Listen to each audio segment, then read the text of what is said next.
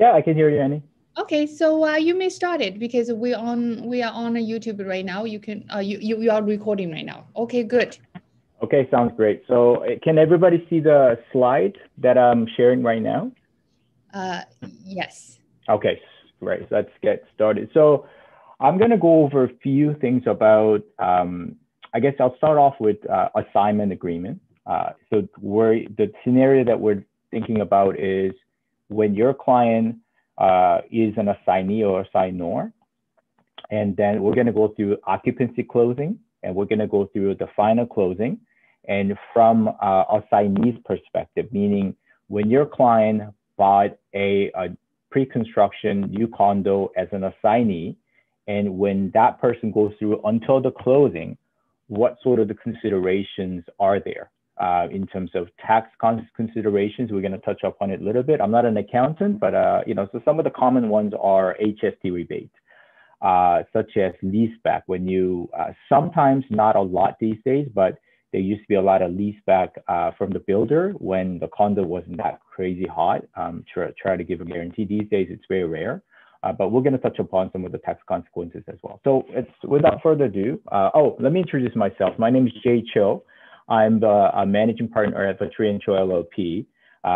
My firm is a full service firm from general litigation to employment, family.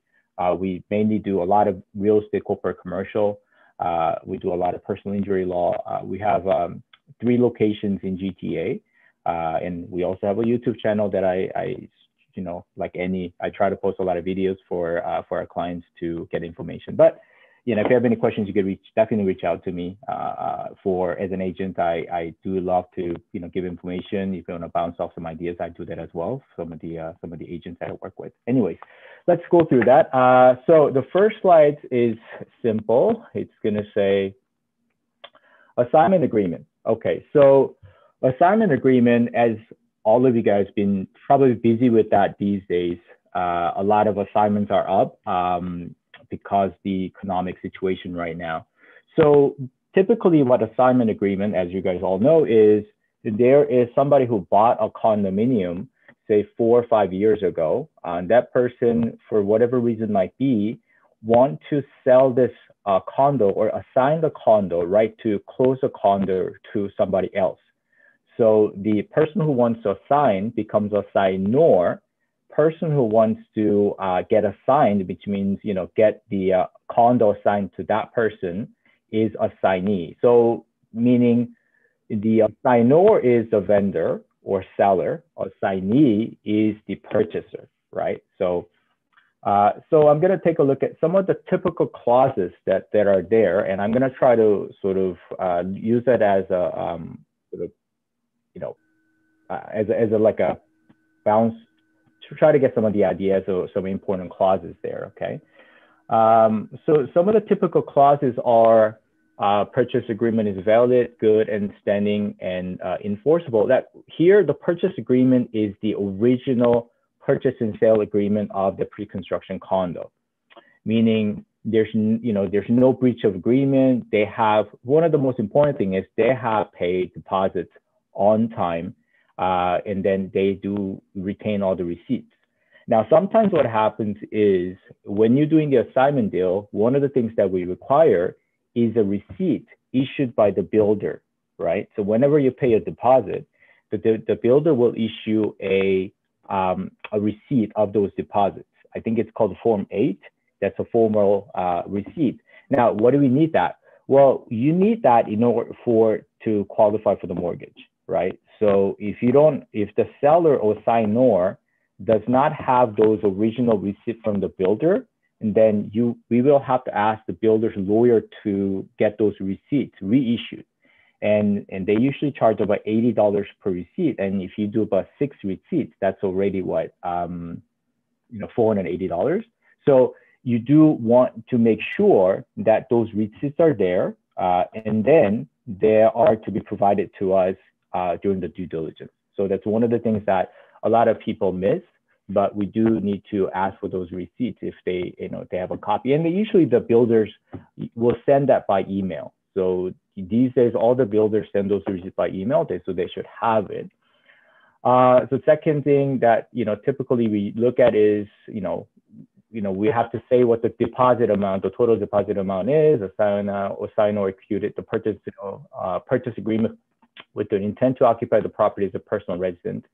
Now, this is important, right? So if the purchaser, so the original purchaser or assignor used or purchased this property as an investment property, then there's going to be HST, right? So we're going to have to, the assignee will have to pay the HST when we do the final closing.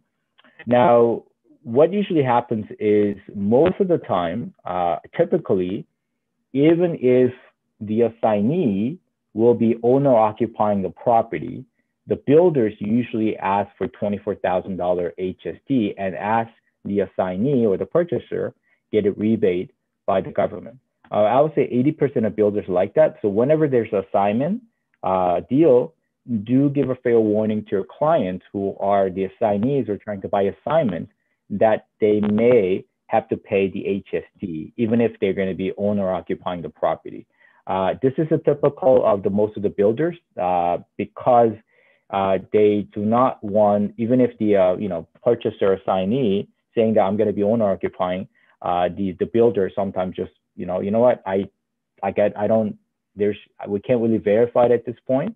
Unless it's extra work for them. They sometimes want the proof that it's going to be owner occupied, all that. So they want just $24,000. You just have to pay. You just get it from the government, and it's just going to be extra steps. So as an assignee, if there's an assignment, do give a fair warning to your clients that they may, even if they will be occupying the property, they may have to pay the $24,000 HST rebate. But they'll get it back. So one of the questions a lot of people ask when they're paying this $24,000 or the HST after the rebate is, am I getting all this back? The answer is yes and no. Most people think that, well, yeah, I should get all $24,000 back. If you get audited, right, CRA once in a while audit your HST rebate application. I have a few right now being at audit stage right now. And then you may get less than $24,000 rebate. And why is that? Because they will take a look at your market value of the property, not at the time when the assignor, the vendor bought it, but now. And it's probably significantly more than before the first time the purchase, like what the consideration is. Meaning, on the purchase and sale agreement with the builder, it may say $380,000 for one bedroom condo downtown. Now it's probably worth about $680,000 or $600,000. The CRA will take that into consideration and may reduce the HST rebate by a couple of $1,000s. So it's best not to get audited. And it's so random. I have somebody who's buying, 4 or 6 investment properties, never get audited. I have somebody who's buying at one condominium, owner occupied, get audited, and had to get less than $24,000. So it's really hard to tell how they pick, who to audit, but that's sort of, what it is. So 2 things to take away from this slide is the assignee, even if it's going to be owner occupied, you may have to pay HST and get it rebated. And second thing is, that noise dinging is always coming in. So I like a lot of people coming in, but second thing is the HST rebate, you may not get full $24,000 because CRA may audit. So that's one thing that you might want to tell your clients from the get-go. Some of the other typical clauses that that's going to be there is the assignment fee. There's going to be builder usually want the assignment fee. And there's going to be the builder's lawyer's fee. So who's going to pay for it? It's usually assignor. Assignor is going to pay the builder's assignment fee as well as the builder's lawyer fee. So just keep that in mind. And then the other thing, the typical clauses that we used to see is this adjustment cap, right? So we're going to go into more detail about this, educational levies, park levies, development fees. Those are typical Section 37 costs, and it's a Section 27 cost as well. And there's some other costs. So these adjustment costs the builder, when it was sort of the buyer's market, they used to cap that or give a credit. I don't think these days they would do that because, you know, it's so hot, the market's so hot, they could sell it to anybody. If one person doesn't want it, they could always find somebody else on the same day. But it used to be that we used to have these adjustment cap clauses. So what it means is that, okay, so there's educational levy, park levies, and, you know, other development fees. I will go into more details about that in the coming slides, but say those come out to be $30,000. And you say, you know what, we're gonna cap, the builder says, we're gonna cap that at $17,000 or $15,000. You wanna be going over than a certain amount, then that's what it is. And then sometimes the original purchase and sale agreement, there's going to be an incentive. The builder will say, well, here's an incentive for you to buy this condo.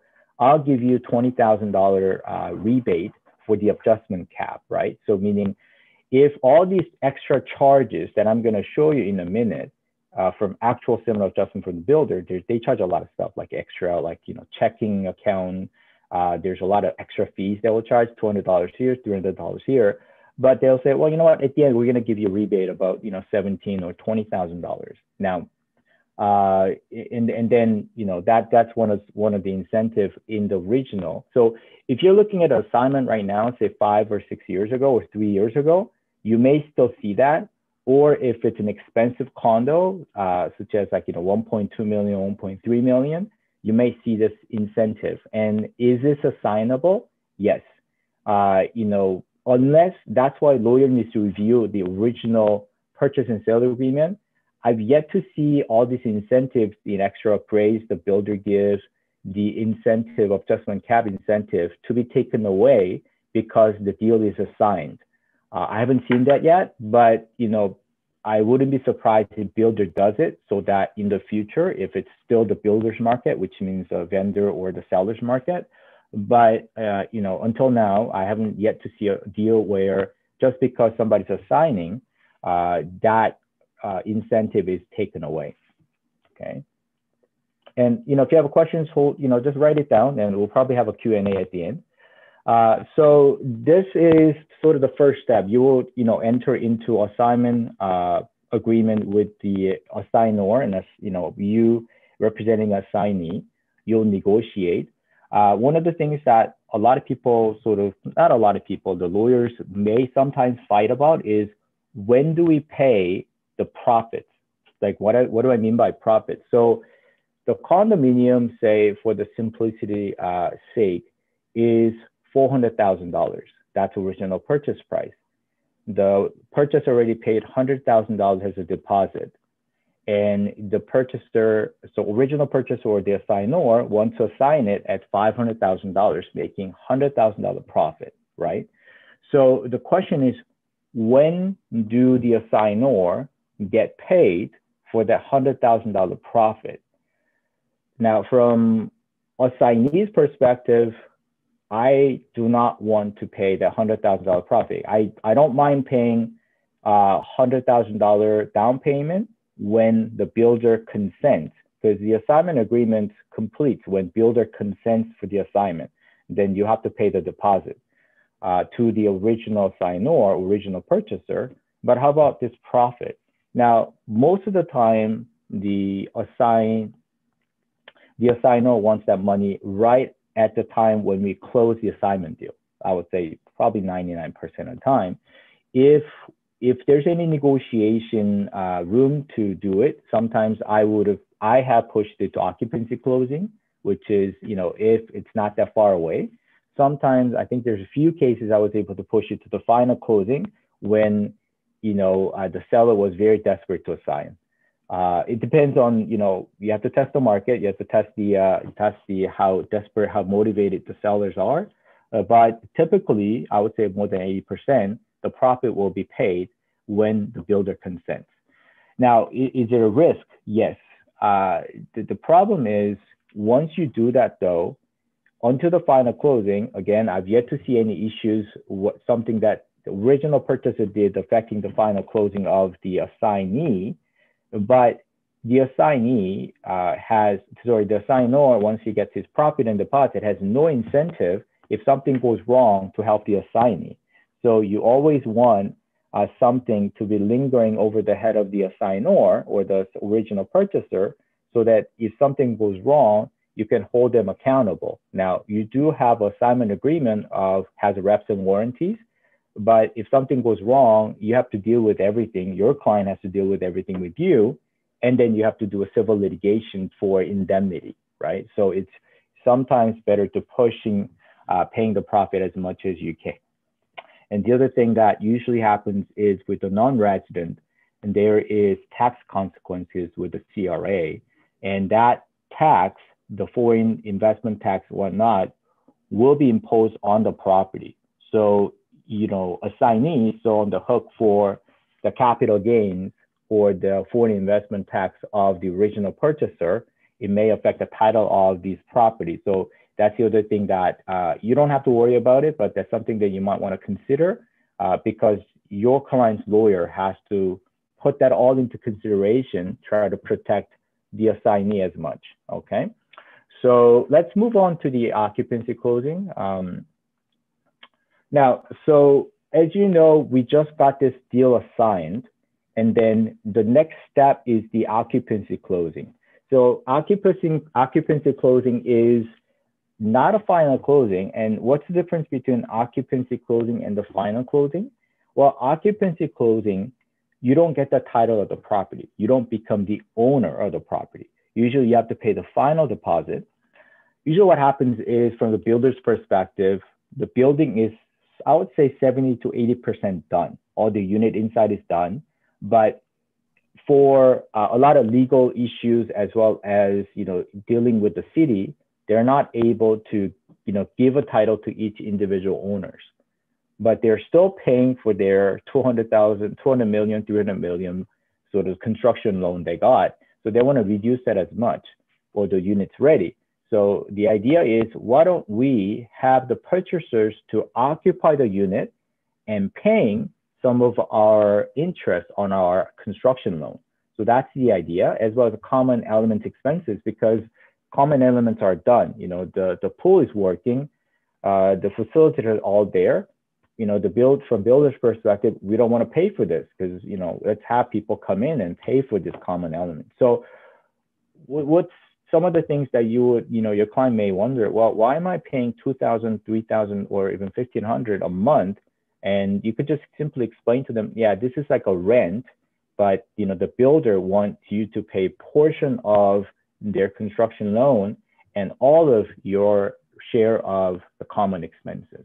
So let's take a look at one of these interim statement of adjustments. What it is that, as you know what the statement of adjustment is, the builder, the seller usually have to give a statement of adjustment. This is, how much they want us to pay them to get the title. Now, interim means this is just for the occupancy closing. So if you look at this particular deal, the occupancy was November 5th, and then purchase price is 1.82, 900, 1,182,900, and then total deposit is that. So they adjust it and then say, well, do we need this much money as being the final deposit? So we have to pay that for the occupancy closing. And usually we get a letter from the lawyer, from the builder's lawyer. Typically it's Harris Sheffer is one of them. The other is Brody's. Is the other sort of the sellers usually, like the builders usually use it's like 2 to 3 firms that does all the builders closings. So they will just typically give us a letter. This is the amount of money that you have to pay us. And the second thing they will give us is exactly this. Well, we need a certified check in the amount of that. Well, that consists of, if you remember, occupancy closing is on the 5th, right? So if the common element fee for this particular unit was $3,283.52, so that $2,845.72 consists of the occupancy fee less the first 5 days, because the builder is going to be occupying for the first 5 days. We're taking possession on November 5th. So starting November 5th until the November 30th, that's the amount that we have to pay. So they want a certified check for that, 8 post-dated checks on that amount. And this is important for us. This is a breakdown of the occupancy fee. So what is it? Is total common expense is $852.75, and then realty taxes was $200. Again, that's an estimate. That's not too accurate. Sometimes your final statement adjustment will have some adjustments between the assignee or the purchaser and the builder because they either pay less or more of property tax, right? And then interest on the unit transfer, like this is a percentage of whatever they prescribe for their construction loan and divvy up by, you know, a number of units. And they use the exact same ratio to calculate the common expense, you know, because if you look at the schedule of the declaration of the condominium, when you actually review the status certificate, you will see the percentage of each unit. Say if it's 2-bedroom condo, it could be 0.001. So that's what they use to calculate this interest. So this is the interest only. Total is that. So that's what you have to pay as an occupancy fee for per month, right? So then that's the breakdown. So we give, if you remember, we give this money and 8 post-dated checks, certified check in that amount. Probably will include this, add this into that. And then that's going to be the end of the occupancy. Now, one of the things that you have to be careful that some of the litigations that I had to deal with the builder, not a litigation, but dispute, was you do the occupancy, and especially now in COVID, it's actually more common because during the COVID period, you couldn't go in person. So you do what's called the virtual pre-delivery inspection. Let's move on to the next slide. So pre-delivery inspection. Well, what's a pre-delivery inspection? It's a day before or a week before, within that time period, the builder will contact your client, the buyer, and say, now, you know, the unit is ready. You got to come in and inspect the property. Okay. And then once you inspect the property, you get this important thing called the Tarion Unit Enrollment Number. You need that for your mortgage, right? Because this means that builder is registered. So builder would have their Tarion vendor number, and then Tarion Unit Enrollment Number, which is starting with the H.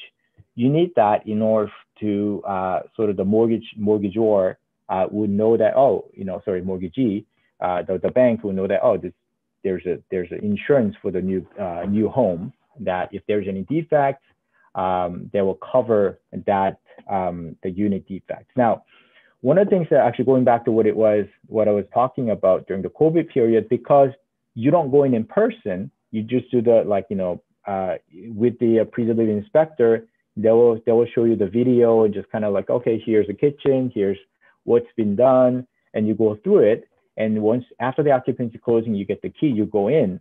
And the recent case was that it wasn't clean property. You know, you see still all these debris, you know, construction materials are lying around. Worst of all, like there's cases I had was the unit wasn't completely finished, right? I would say it was maybe 90% finished, but all the baseboard wasn't, some of them weren't intact. You know, some of the cabinets was missing pieces. I think the washroom also had some issues as well. Some of the tiles were broken. So we had to negotiate with the builder, meaning, okay, the occupancy will say it was November 5th in our example. We say, well, the unit is not ready until, say, November 20th, when you finally cleaned up and fixed all the issues. And then we have to, you know, do the final adjustments. We either ask them to pay right away, but usually builder will say, you know what, at the end of the final closing, we'll give you the credit for this occupancy. And what do? We'll be adjusting this, right? So this is, you know, 30th, we divide 3,283.52 by 30. And that's, you know, we say, oh, the per day, this is how much. And then, okay, instead of November 5th, we were able to, you know, take delivery on November 20th. then you have to give us 15 days more credit. So that's usually how you deal with that. But do mention that, after the pre-delivery inspection, you do need to go in and then, in person after the occupancy, take a look at it. Because a lot of clients who are investors, they don't care. They don't want to go in and take a look. So they just leave it until the showing. And then the agent goes in and say, well, this unit's not finished, but it's almost been a month and a half or a couple of weeks. And it's hard to go back to the builder. You haven't finished the unit yet. And they'll be like, well, why didn't you go take a look? You should have told us right away.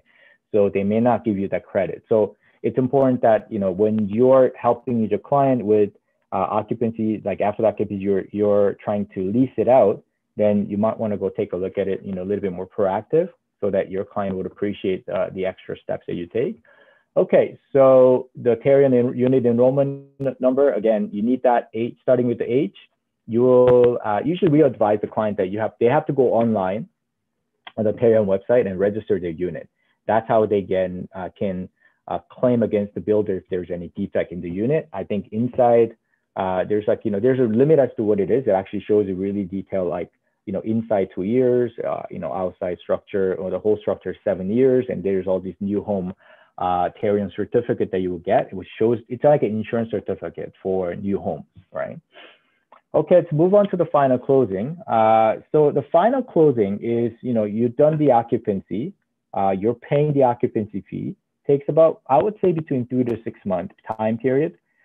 These days, typical is about 3 months. I've seen like a month after. I had a case where occupancy was like 1st of this month. The final closing, they give us notice as 22 or 22nd of this month. That was like, then you have to pay the lawyer twice. So some of the builders are actually doing it all at once, occupancy and final like at once. Some of the developers do it that way, which is more, it's better for both sides. But because the builder, when they do the occupancy, they'll have to pay their lawyer as well, right? So, okay, so the final closing, some of the things that final closing is a little difficult is because there's additional fees, right? So additional considerations such as development charges, educational levy, and all that. So let's take a look at a typical one that we see here. So here's typical. When we get a statement of adjustments, I might go over I'm actually going to go over actual statement of adjustment with you, just so kind of see like what it looks like, what are some of the numbers. They give you a good explanation of what it is, right? So some of the additional consideration here is for this condo that we closed last year was, they said, well, you have to pay us $50,390.32. Wow, that's quite high.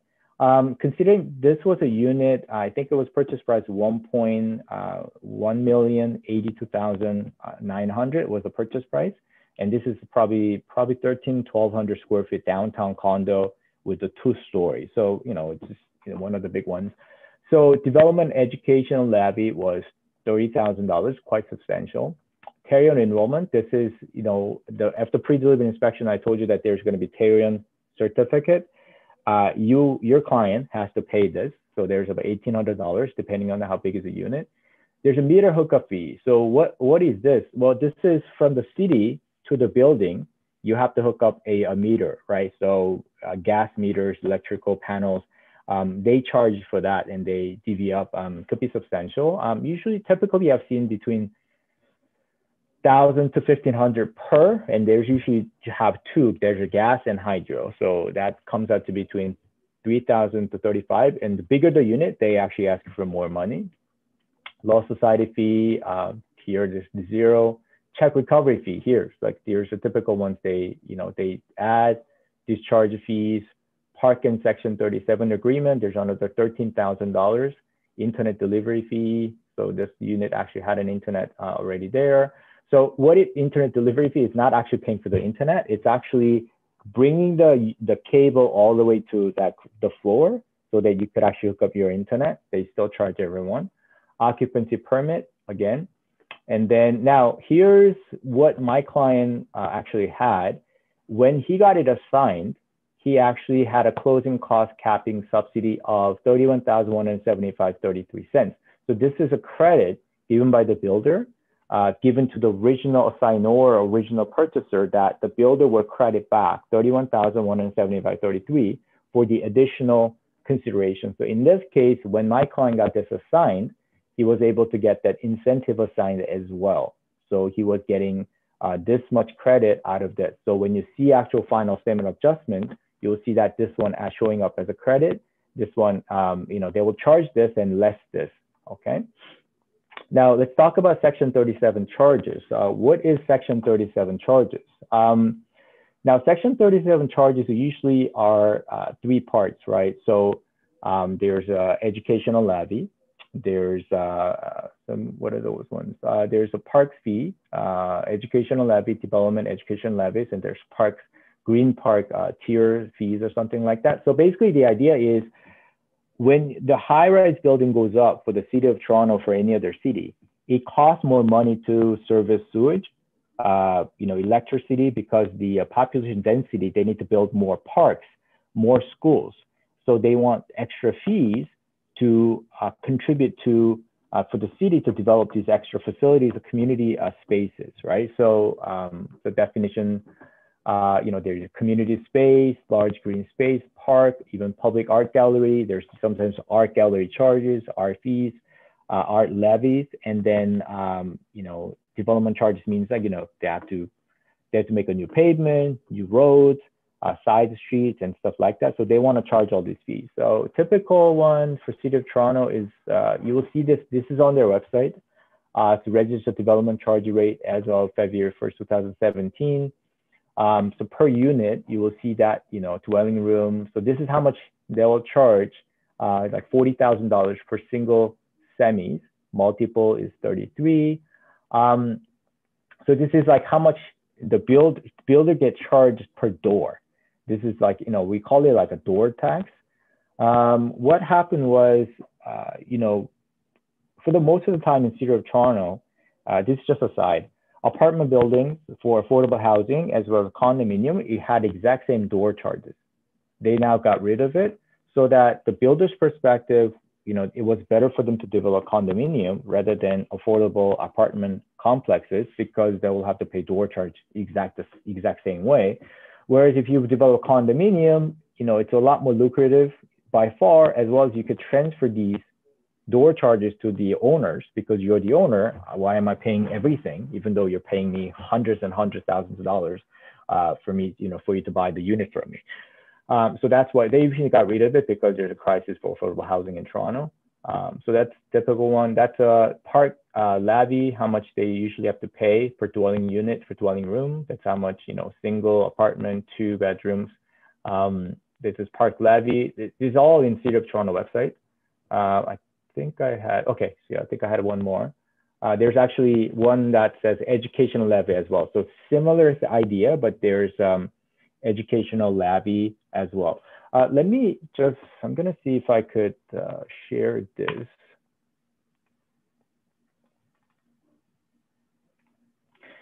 Annie, can you confirm if you can see this PDF here by any chance? Anybody? Yeah, we can see that. Okay, so I redacted it. So the one that you just saw, $50,000, I just want to show you the breakdown, the statement of adjustment. So this is a unit that was $1,082,900. So this is, you probably don't see this as an agent. This is being exchanged between the builder as well as a lawyer as a final adjustment, because we need to see every single numbers as to how they came up with this $50,000, $390.32. So you will see that, and then total purchase price after adding the incentive. And here's, if you see this, I'm just gonna get rid of this. Less the incentive that we got as per the agreement is, this is how much we have to deliver to them, right? And then they give us breakdown of the net sales price, because this sales price already has HST built in, right? So this is actual net sale price, and these are the HST, federal HST, provincial HST. This is how much HST you're going to get rebated. Now, you'll typically see your clients or yourself is buying it. Well, I bought it for $1,082,900, but when you actually see a title, so it's called a transfer, you will not see this number. You will actually see this number as a consideration. Yes, so yeah, so the HST component will not be built into your your purchase price or consideration, you'll be paying land transfer tax and municipal land transfer tax in Toronto based on this amount, which is good for you because you'll save some land transfer tax. But because this is already has HS built in, HST is not part of the purchase price. Okay, let's go down a little further. So HST, that's the HST builder. So here's the HS rebate. Now in this case, this was sorry, I forgot to redact that. In this case, the builder did not actually did agree that my client will be owner occupied and gave us $24,000 HST provincial rebate. So we didn't have to make application at the end. So explaining that right there. So credits the purchaser, he actually gave us credit to the $24,000. So here's a total deposit paid. Okay, here's a total deposit paid. So that was $162,435 was what we paid during the assignment process, like assignment deal. That's how much he paid before the assignment. And I don't know if you remember that my client paid at the end of the occupancy, paid this much, $54,144. So that's a total credit that the vendor is going to give us.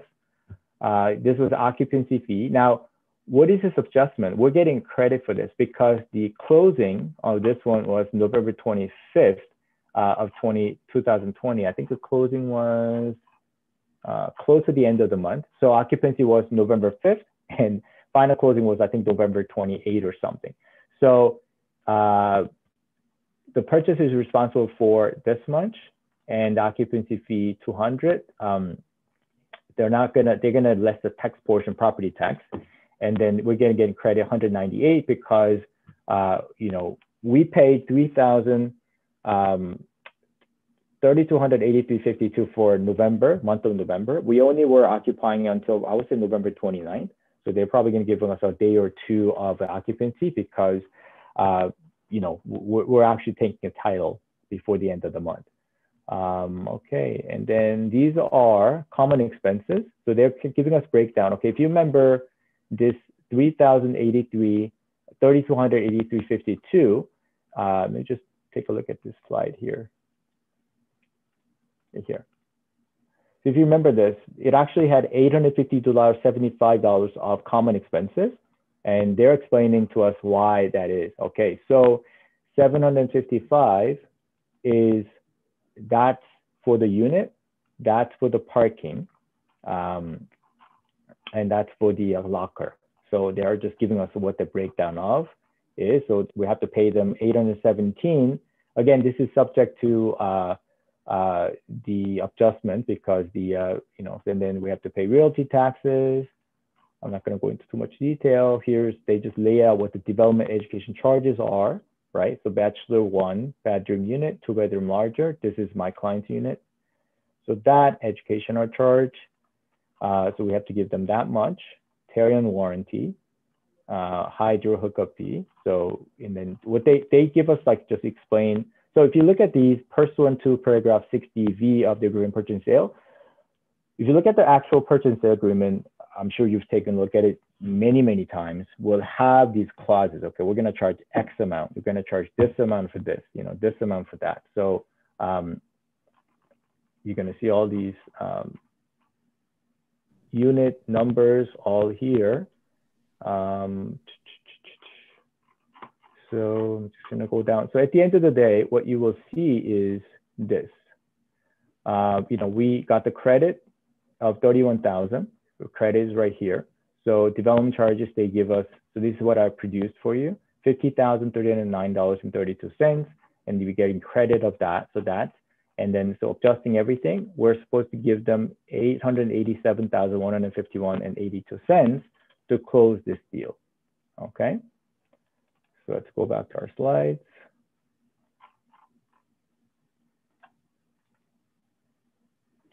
Okay. Sorry, I'm just gonna go.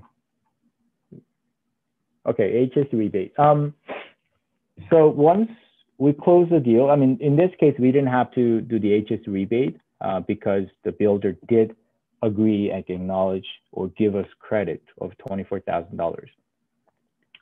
So, but if it's an investment condo, your client is buying as an investment condo, you do need to, your client needs to apply, or the lawyer on your client's behalf has to apply for the HS rebate. HS rebate, you have to do an application. Let me see if I have a, okay, sorry.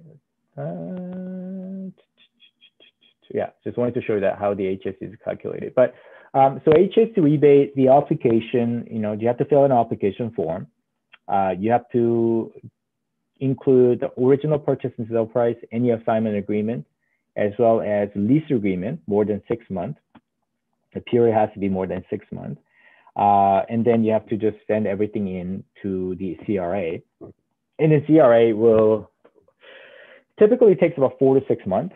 If it's being audited, it may take a little bit longer, but you have to do it within 1 year after the closing. So there's a, time period is 1 year after the closing. You need to send in the application to get $24,000 rebate. Some lawyers do it. Some lawyers just close it. Some lawyers do not even want to touch HSD rebate. So, your client will have to figure out if their lawyer, whoever they're using, will be helping them with an HSD application. And as I mentioned before, here, we're getting that $24,000 rebate. Oops, sorry. But once it gets audited, the chances are it's going to go down. They may reduce it because the difference between the consideration on paper, which is this, and this unit's actual market price. This unit probably would have been 1.2, 1.3, even more. Then they say, well, you don't get that much rebate, you're going to get less, right? Because this portion of HSD is more. So, so that's typically what happens. And then you could fight with the CRA. I've seen you could do an appeal, and then using the MPAC, saying that, oh, MPAC only says this. But it's really hard to argue with the CRA and win unless you have a really strong case against them. So I've never yet to see a person winning the appeal on HSD appeal, HSD rebate, because everybody knows that Toronto real estate market is going up every year. Your market price of the condo is a lot higher than your MPAC, or not to mention the original purchase price. Okay, lease back clause from the builder. Now, there could be a lease back clause. I mean, there's lease back clause from the seller too, right? So from the builder is typically the builder says, I think this used to happen, I would say a couple of years ago, 4 or 5 years ago, when their builder had a lot of inventory. They say, well, you know what? I'm going to guarantee 6 months of rent. So if you're buying it as an investment, we're going to guarantee you 6 months of rent. Whether, doesn't matter if it's rented out or not, we'll give you 6 months of rent. So that used to be the leaseback clause. It should be blended in or built into your purchase and sale agreement. So you'll see that. I'm not, I'm sure you guys know better, you guys in the market all the time, but I haven't seen these leaseback for some time now, right? Typically, the other thing that I've seen in our perspective, in our context, is the assignor wants to live in the unit after the occupancy. Rarely happens, but you've seen that. Sometimes leaseback clause was used by the sellers as well, right? If it's a resale condo, resale, apartment, or resale detached house, they want to sell it. They're downsizing, but they haven't been able to find a property to purchase. So sometimes they want to just lease back, meaning they want to just lease it for 6 months, 1 year to just time the market. But one of the things about leaseback clause from the builder, you do need to let the client know or give them a heads up that whatever you get from the builder, it becomes taxable income, right? So that sometimes you have to let your client know. Some people may not understand. It sounds very straightforward, and it's from our perspective, lawyers, the real estate agents, everything that you earn as an investment income, have to pay capital gain tax on it. Or but a lot of non-sophisticated clients, oh, isn't this incentive from the builder not as an income? But CRA has made it clear that 6 months of leaseback will be your income. So you have to make sure that your client understands that. Again, it becomes an issue with them and the accountants, but sometimes the clients points back at the lawyers or real estate agents, or you didn't tell me this properly, whatnot. But Again, I've yet to encounter that situation. You're probably not going to see that for some time, especially in Toronto GTA market, that builder has no incentive to give a leaseback clause to the purchasers in market that's somewhat very sort of the builders market where builders can unload all their inventories. I think that's sort of okay. So that's I just put a definition there. I think that's it. So I'm gonna give the floor back to Annie to see if it has any comments or want to have a Q&A. I think it's that there's some question in the chat saying check recovery fee. I think if you can answer that. Right. Check recovery fee is sometimes check gets bounced, right? So you give a deposit, because you give when you I'm gonna do this buy condominium. The first thing you're going to do when you do the purchase and sale agreement, you have to give post-dated checks to the builder, right? So you probably have to give a first $5,000, 6 checks post-dated, and then sometimes you have to to bounce this that, and then the other check recovery fee is for the builder to recover some of these checks from the banks. The checks your checks deposited, they need to get it from the bank to just verify the deposit, then they charge it. So it's just extra fees that get charged, but rarely everybody ever dispute that charge, right? So I got a question for you because I saw your statement was saying $4,000 something for the meters charge. Yeah, I never seen this that much in the meters charge. Like that's a lot. Yeah. So like I said, typically it's a proportional, right? Meters charge, typical one, I would say, anybody would agree it's between 1,500 to 1,000 to 1,500, usually where the meters charge. When the units are bigger, they would proportionally charge a lot more. So the one that in our case, I think they did break down why it was so high. Let's just double check here. It's crazy. That's a lot. Yeah. Let me just show it to you right now.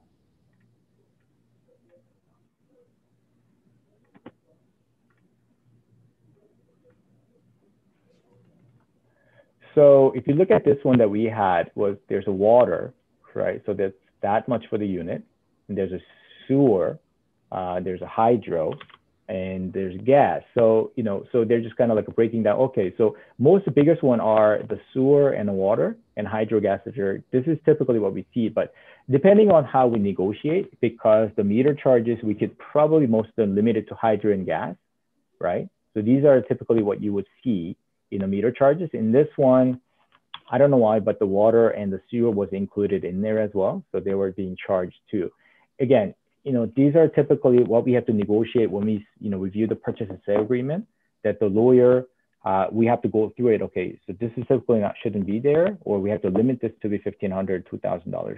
Usually what happens is, they just limit it, but yeah, this unit, the unit was a big unit, and, that's how they negotiate it.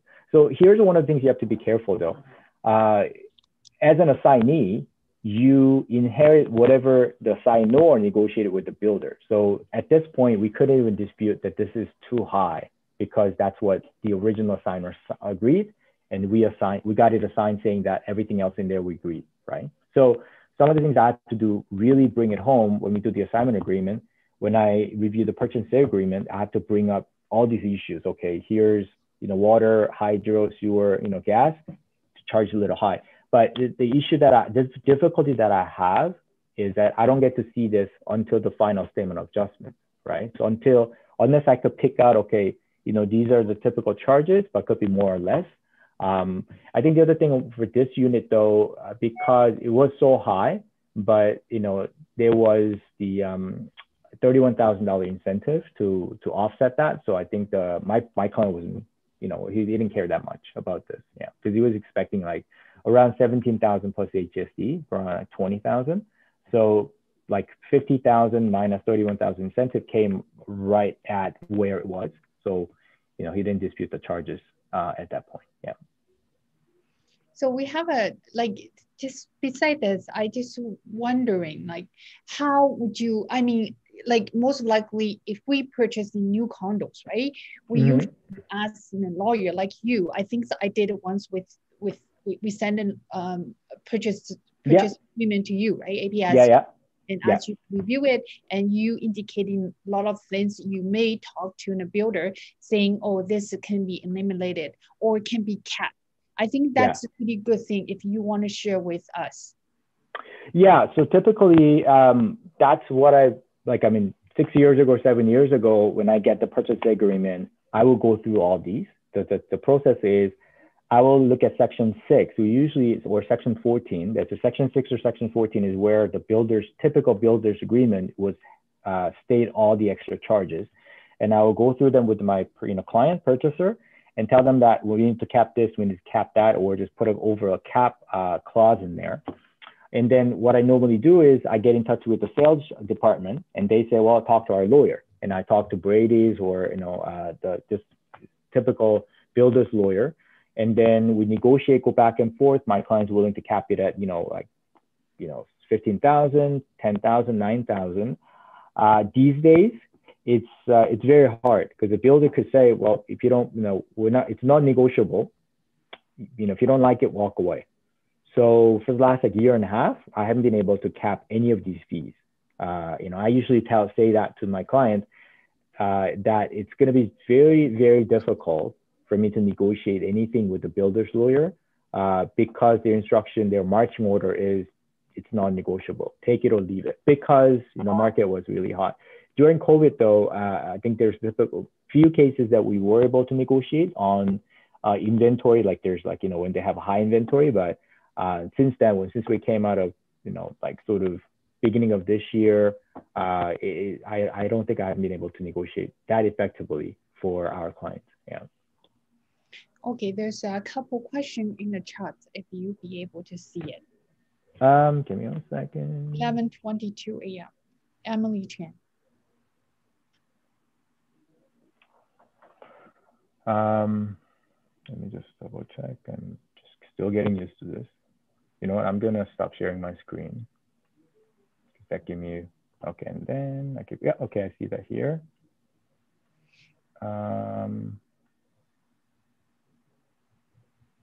So I answered that one. Is it, sorry, Emily Chan. Okay, when we prepare an assignment agreement in the HST section, shall we just mention HST as per the agreement, but not saying included or in addition to the purchase price?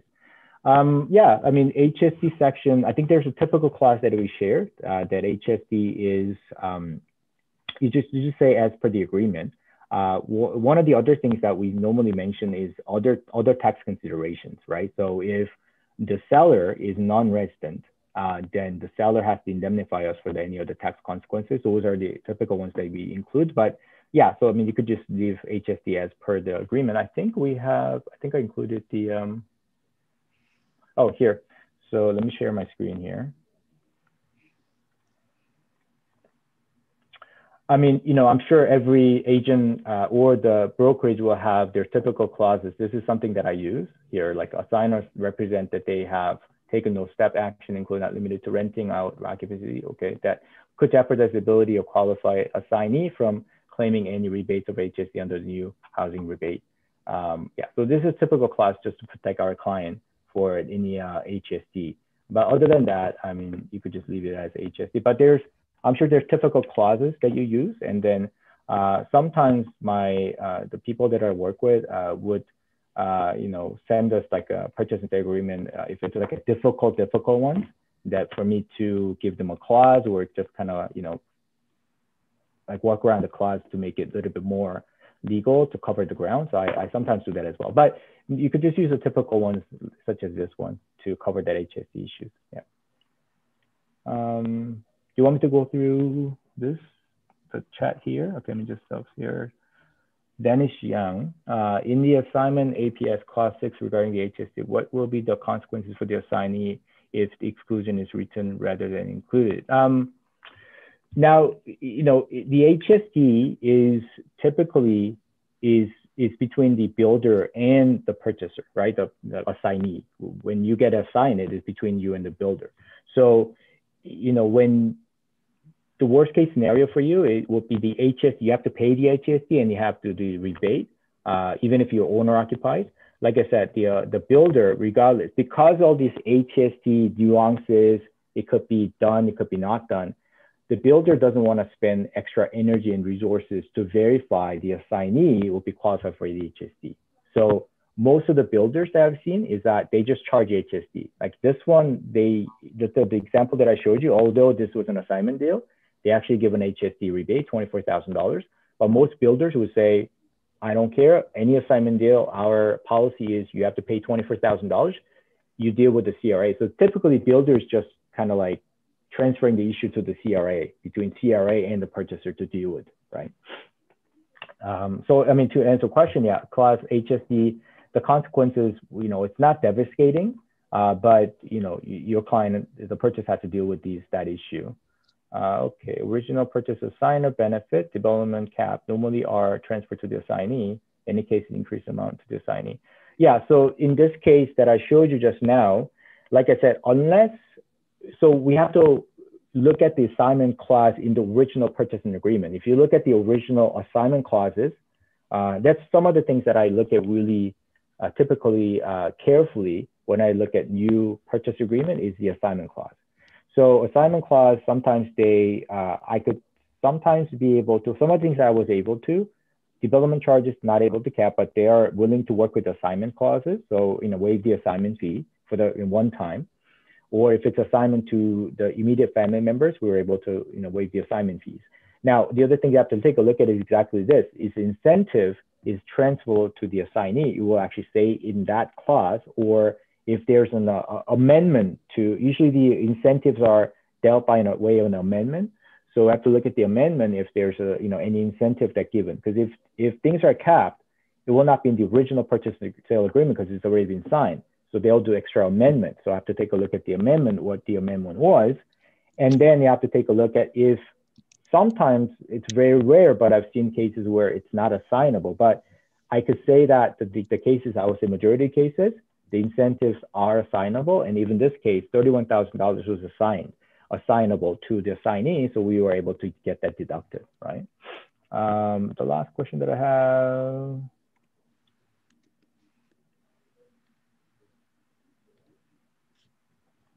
Check recovery fee. Yeah, I mean, a couple $100,000. I don't know how much was it. Usually typical ones like a 200, 150. Now, they just charge a check recovery fee because the builders are processing checks, right? The deposit fees, the occupancy fees. So these are just check handling fees. Like, when they say check recovery fee, these are like, the builders, they're charging. So look at it this way, builder will try to get as much from the purchaser or the assignee as much. So these are just, check handling fees, for the occupancy fees and the deposits, right? And then, but yeah, typical, like, it's a funny though, because this unit, the more expensive the unit, they tend to charge higher amount, right? Although these are capped, like these are typically says in section 6 of this purchase agreement that how much it will be, 250, 150. And then also, I don't have a time to go through actual purchase agreement for this one. In the schedule, they're supposed to summarize all these fees. So typically you could just take a look at it. It's about 3-6 pages long of the charges. You just go to flip through the schedule. One of the schedules should have a summarize all these fees, right? Now, is it $250 would be, deal breaker? Probably not, right? So, but, you do see that it does add up to typical. I mean, this deal, what they did was they charged more on those typical ones, meters, education levy, and they didn't include a lot of other fees that usually typical, like the vendors, include. I've seen admin fees, like, they don't even specify what is like, 250, 250 times 100, it does add up, right? So it's extra a revenue source for the builders, but that's what it is. Did I answer? So anybody have a questions, you can unmute yourself and ask now. And we just try to keep it short, okay? Sorry, Sorry, you were missing out. Yeah, can you hear me? Go ahead. Yeah, I can hear you. Yeah. Just a quick question, please. I was looking for assignment condo for my client. Yeah. And I did call the agent, and she said to me, Mark, the original buyer is looking for the deposit he paid plus the equity. Yeah. At the beginning. I told her, it's a big amount of money. Why don't we just pay a deposit, and on closing, we pay the rest of the equity that he get? She said to me, no, this is not possible because once we change the assignment to the new buyer, they might not pay us the equity that we get. Is this true? I don't know. Is this really, if you switch the ownership or the assignment paper to the new buyer, the original buyer cannot get the rest of his money or something like this because it is already 100% owned by the new owner now? Or she so what it is that once the deal is assigned, the assignee becomes the original purchaser, right? So typically what assignor, if I'm acting for the assignor, I want all the money to be paid when the assignment deal is closed. Like assignment deal is closed when there's consent from the builder, right? So you're mentioning about that it's a profit amount. So you'll have to pay the deposit for sure, right? In a $100,000 deposit, you have to pay when the assignment deal is done. That profit amount is negotiable, but to answer your question, yes, once I think there's another question just popped up.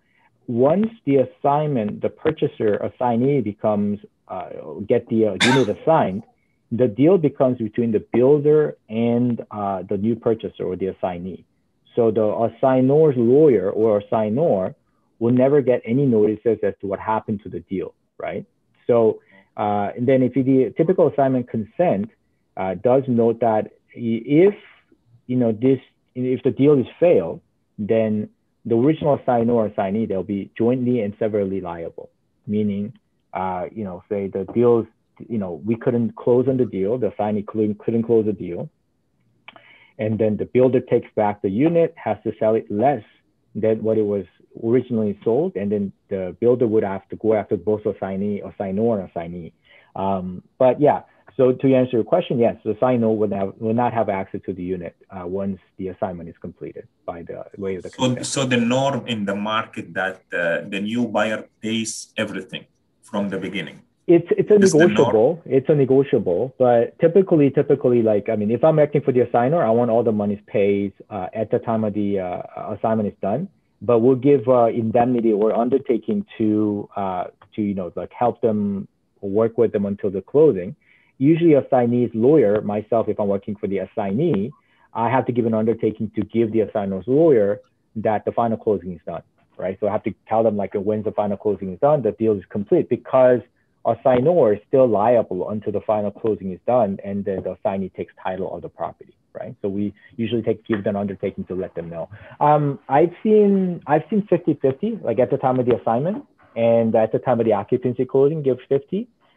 People don't want to drag it onto the final closing typically, but most, I would say, I mean, I'm sure Annie probably has a lot of experience that most, if you're asking for the assignor, we just tell them to screw you, pay it all at the when the consent is complete, because at that time you become the purchaser, right? Well, I don't have to wait until that much.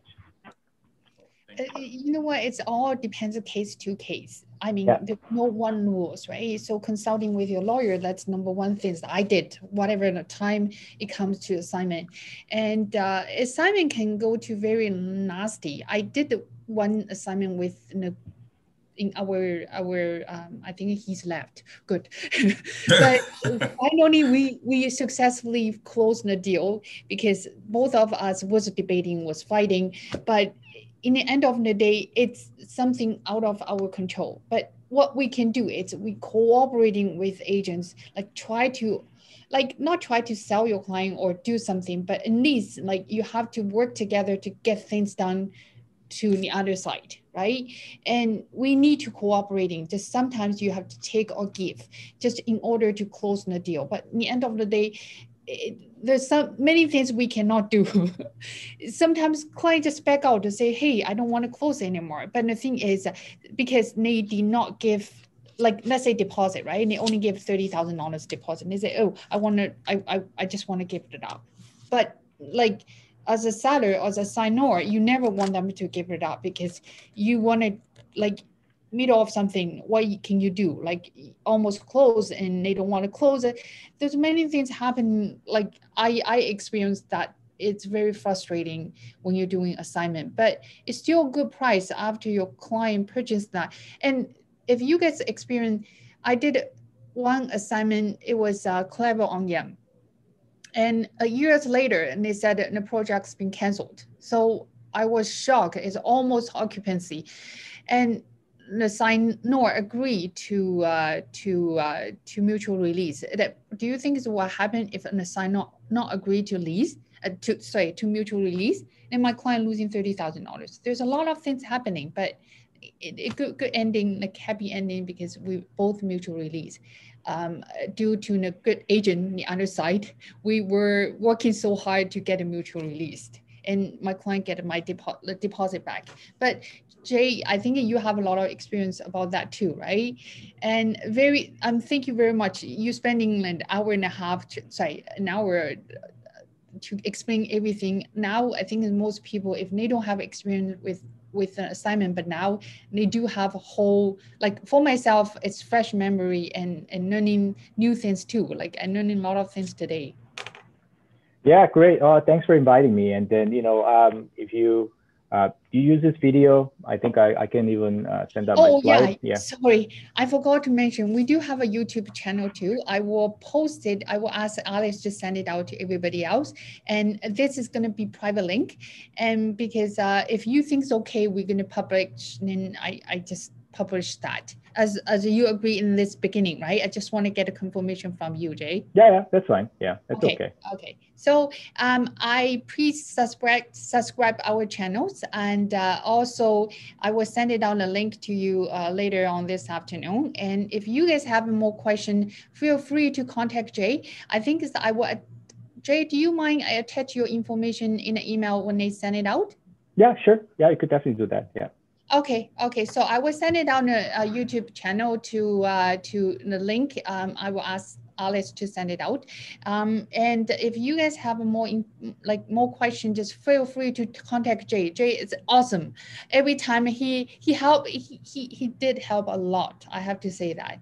And please give more business to him. Like sometimes ask him to review an offer or review an APS without any charges. I feel sorry. Like sometimes a client change their mind dramatically. I just cannot believe it. I feel sorry for you, but I try to do more business instead of that. Okay. I mean, it's a working relationship, and when it's not only helping the agents but helping the clients, and then I believe that's the best PR. If I do something for them, if they don't buy something, they'll probably recommend my firm. So I see that a lot. So yeah, feel free to reach out if you have any questions. Email me, and call me. So we could, if you have any questions about your deal, difficult deals, something's falling apart, because we do quite a bit like a real estate litigations as well. And but anyways, thanks for inviting me. And then it was just, if you have any questions, you could definitely reach out to me. Thank you so much, Jay. I appreciate that. Always. Okay. Bye guys. Bye. Bye.